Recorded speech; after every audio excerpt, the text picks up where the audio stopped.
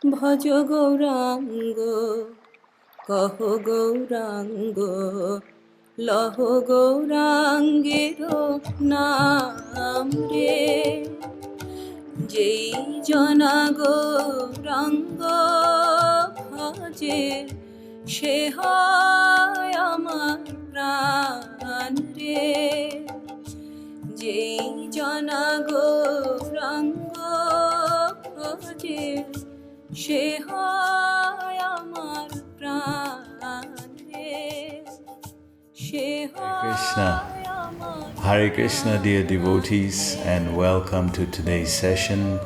How are you doing? I pray that all is well with you and your families at this time. So we're continuing with our summary study reading of the Caitanya Charitamrita, which is the teachings of Lord Caitanya. We'll start with the invocation. Vande Gurum Isabhaktam Isa Isyavatarakam Tat Prakasham Tat Shaktis Shri Chaitanya Samyakam Jaya Jaya Shri Chaitanya Jaya Nityananda Jaya Dvaita Chandra Jaya Gaura Bhakta Vrinda. So we continue with the reading of the Prologue, which is a biographical description of Lord Caitanya. And what I found was very nice in this particular book is that it's giving Lord Caitanya's biography at each stage of his life, each age. His age is not often given. We just know the primary ages. You know, when he was 24, he took sannyas. When he was 48, he left this world.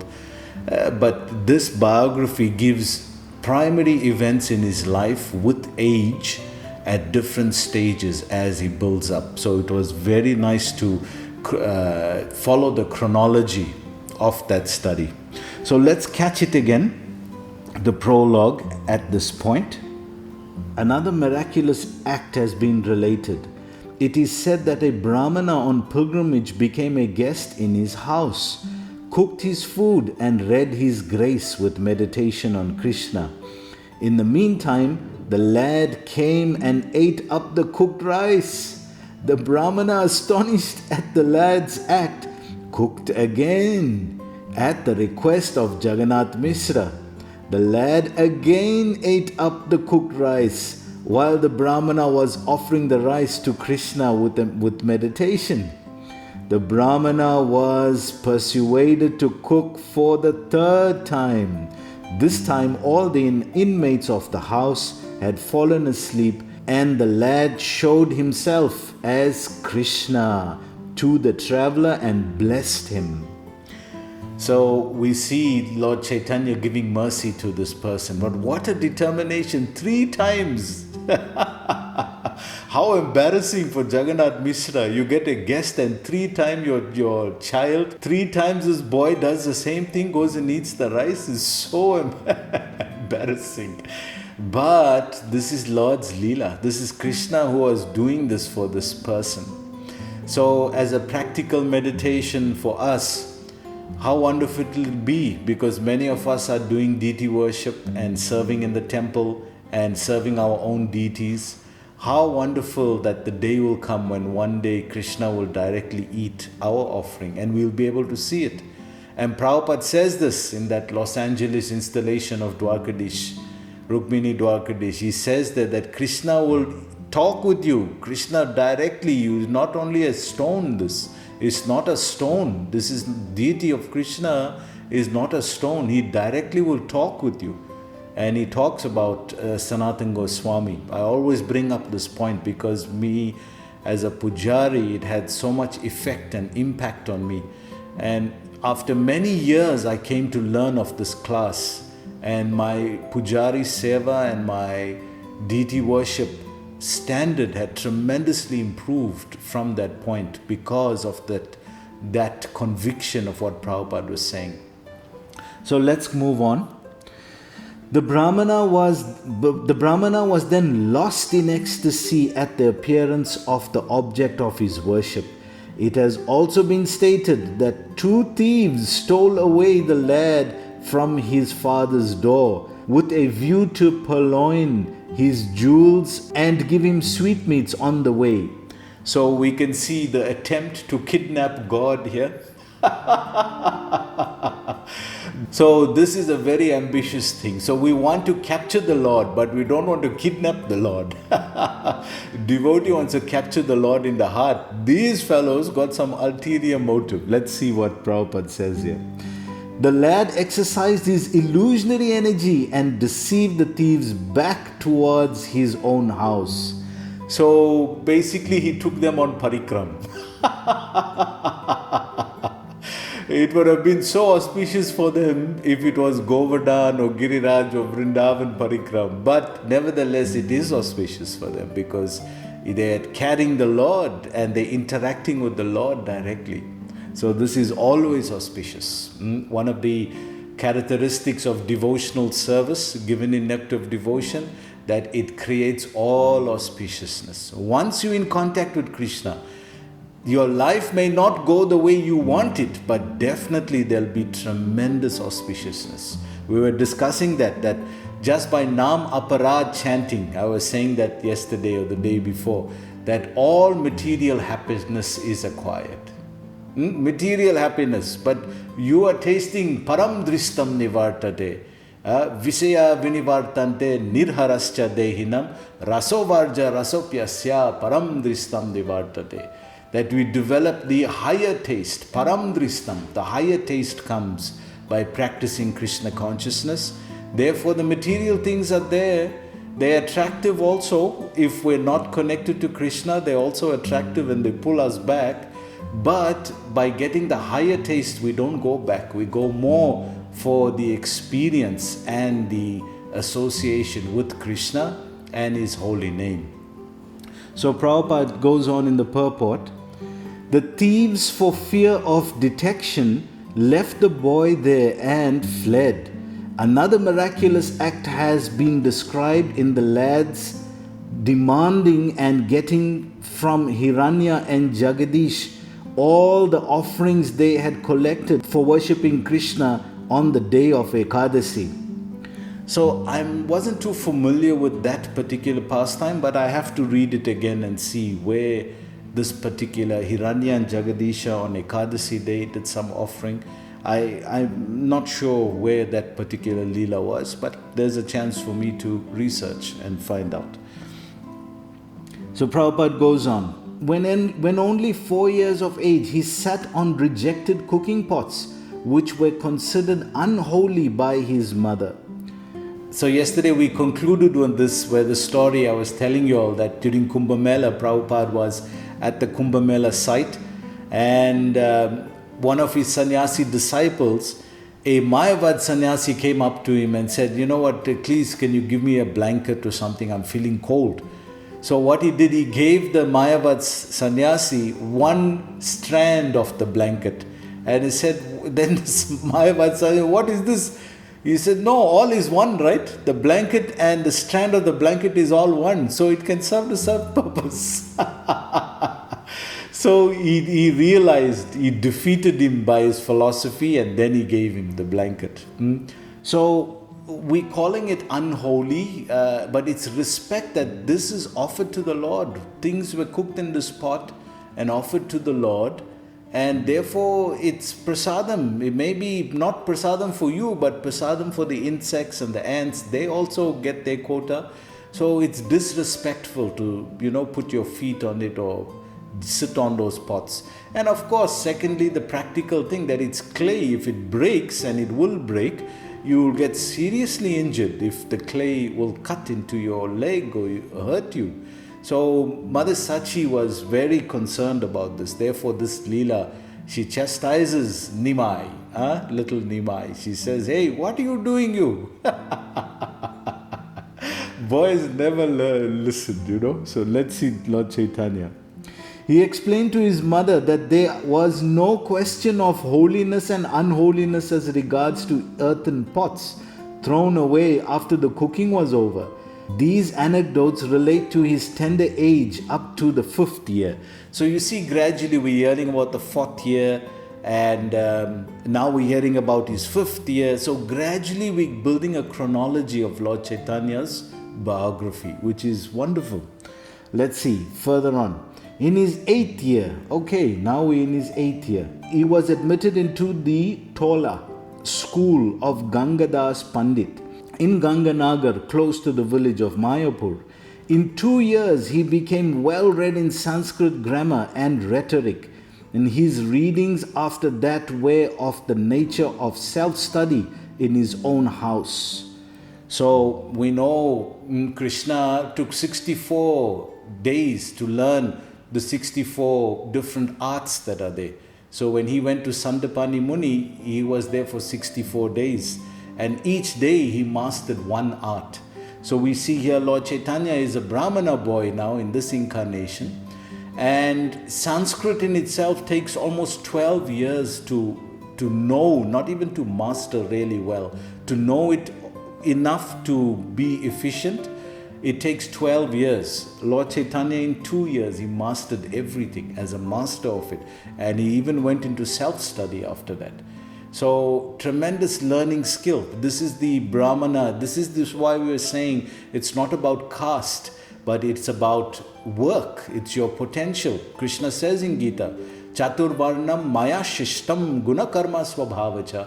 I created these 4 systems so that one naturally, now can you imagine somebody who's so efficient in study goes and works as a machinist in some factory or something like that. It's not beneath anyone, but the point is it's not his nature. What is your nature? You work according to that. So that is what is brought out by the caste system. Chaturvarnam maya shishtam. Krishna is saying, I created this system so that by nature one follows and becomes happy that way. Now we working in work, in activities that we don't even like just to earn a living. How you expect happiness and peace to come, Baba? We're doing all this kind of work that we actually don't like, sitting in office and staring at screen all the time, not even seeing anything, only text. We're looking at screen whole day, just sitting, looking this, typing on some keyboard, and that is work. You know, we got deadlines to meet and the pressure of all that. And it's not your nature to do that job. But it pays very good. If it pays very good, okay, koi baat nahi, karke. We do. So that is not how one becomes happy. You got to find what makes you happy in life, because that will be part of your nature. So it goes on to say, where he had found all important books belonging to his father, who was a Pandit himself. It appears that he read the Smriti in his own study and the Nyaya also. So Smriti means that which is remembered, and Shruti means that which is heard. And Nyaya is logic. Lord Caitanya became Nimai Pandit, a great scholar on logic. So he goes on to say, in competition with his friends who were then studying under the celebrated Pandit Raghunath Shiromani. Now, after his 10th year, now we're reaching Lord Caitanya's 10th year. So let's see what happened in that year. Caitanya became a passable scholar in grammar, rhetoric, the Smriti and Nyaya. It was after this that his elder brother Vishwarup left his house and accepted the ashram status of sannyas, ascetic life. Caitanya, though a very young boy, consoled his parents, saying that he would serve them with a view to please God. So it's usually in the traditional system, this is normal like that you have a big family and one of your children becomes very serious in spiritual practice, and maybe that person will also take sannyas. And by doing that, then he is putra. This is where the Pitru Paksha thing also derives itself from.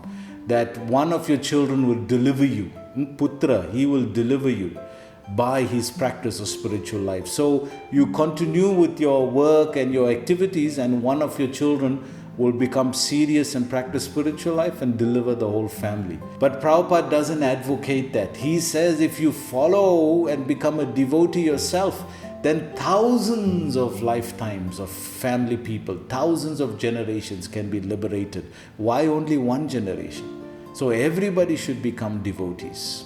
And we can see it doesn't mean that you have to become a sannyasi just wherever you are. So Krishna consciousness is encouraging that you practice where you are. You don't have to change anything. Just practice from where you are, but make everything devotional with Krishna in the center. So he goes on to say, just after that, his father left this world. So we can see Lord Caitanya was just about 10, 11 years old when his father left. So that's why I liked this chronology so much, because it gives you really deep perspective in age, what's happening in Lord Caitanya's life. So he's only just after 10, so he's probably like 11 years old, 11, 12. And his father passes on, his brother takes sannyas. So he has to take care of the family. How does he do that? So let's see what happens.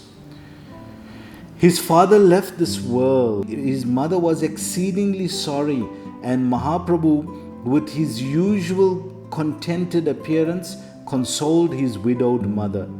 It was at that age of 14 or 15 that Mahaprabhu was married to Lakshmi Devi. So at that age, usually that's the age when they get married. Prabhupada was married at 16 years old.